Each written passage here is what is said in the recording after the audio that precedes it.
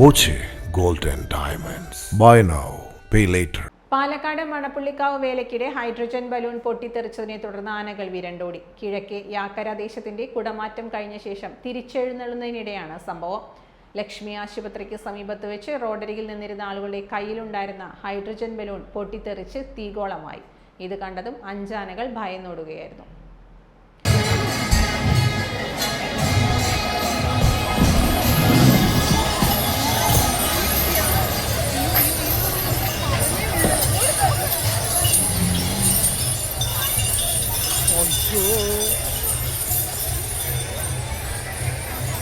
ആന വരണ്ടോടി, തീ പിടിച്ച ആന വരണ്ടോടി.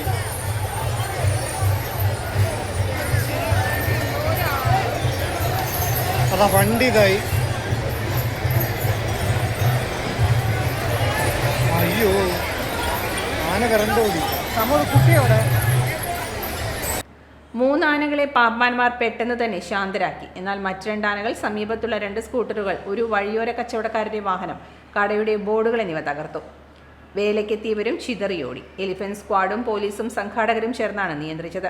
അരമണിക്കൂറിന് ശേഷം വിരണ്ടോടിയ 2 ആനകളെയും തളച്ചു. പിന്നീട് 3 ആനയെ മാത്രം എഴുന്നള്ളിച്ചാണ് എഴുന്നള്ളത്ത് അവസാനിപ്പിച്ചത്.